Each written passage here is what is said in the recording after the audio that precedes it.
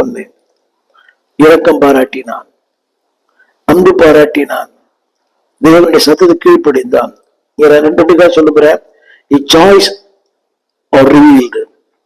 இரண்டாவது, his compassion is revealed. மூணாவது சொல்லுகிறேன், his character revealed. அவருடைய நல்ல பண்புகள் வெளிப்படுத்தப்பட்டது. இரண்டாவது, his choice or revealed.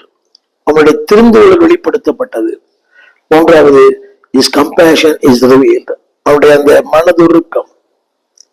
எனக்கு இல்லையே, எனக்கு ஒரு சகோதரி இருக்கிறாள், எனக்கு ஒரு சகோதரன் இருக்கிறார், எனக்கு என் குடும்பத்தில் இருக்குது, அது ஆணும் பெண்ணும் விவாகரத்து போறனே, அது என்னுடைய சகோதரியை பாதிக்குமே, என் சகோதரனை பாதிக்குமே. எனக்கு ஒரு பிள்ளைகிட்ட பேசிருக்கிறேன், தம்பியை அண்ணனை அதெல்லாம் பரவாயில்ல, பாதிச்சா நான் பாத்துக்கிறேன்.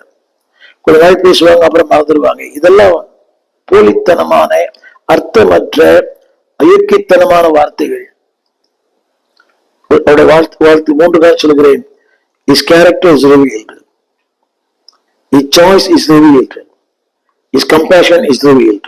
இந்த தீர்மானத்தின் அடிப்படையிலே இந்த இப்படி சொல்ல புரியும். யோசேப்பினுடைய மனதுருக்கம், அந்த மன்னிப்பின் மேன்மை, அந்த மாட்சிமை வெளிப்படுத்தப்படுகிறது. எனவேதான் இதை அவர் அறிந்திருந்தார். மத்தேயு 18:21 அது அன்னைக்கு அவருக்கு தெரியாது. எனவேதான் பேரு சொல்லுகிறார், அவர் ஆண்டவரில் வந்து, என் சகோதரன் எனக்கு விரோதமாய் குற்றம் செய்து வந்தால் எத்தனை தரம் மன்னிக்க வேண்டும்? 7 தரமோ? ஆண்டவர் சொன்ன வார்த்தை, அன்பானவர்களே, 7 தரம் அல்ல, 70 தரம். 10:18 18 அதிகாரம் 21-35 வசனங்கள் வரை நீண்ட வசனம் வாசித்து பாருங்கள்.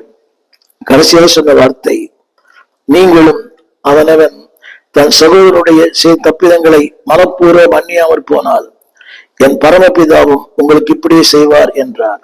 என்னை கேட்டுக்கொண்டிருக்க அன்புடைய பிள்ளையே, அவ்வளவுதான், இப்படியே செய்வார். நீ என்ன பண்றியோ, நீ இப்படி பண்ற, உன் பிள்ளைங்களுக்கு இப்படிதான் பண்ணும். திரும்ப திரும்ப திரும்ப இந்த வாழ்க்கை அடுத்த வாழ்க்கை எப்படி இருக்கும் யோசித்து பாருங்க. இது மோசமா இருக்கும். இது தேவன் தந்த வாழ்க்கை. தேவன் தந்த வாழ்க்கை சரியில்லை என்றால் நீயே பார்த்துக் கொள்ளுற வாழ்க்கை எப்படி இருக்கும்? It will be worst. என்னோட வாலிப தங்கச்சி, வாலிப தம்பி, இது உனக்கு எச்சரிப்பு.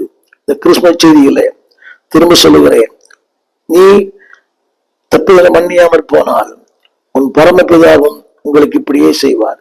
உன் வாழ்க்கையின் ஒரு தவறுகளுக்கு கத்த மன்னிப்பு வாய்ப்பே இல்லை. யோசேப்புக்கு ஆக சொன்னேன், his compassion, his character, அவனுடைய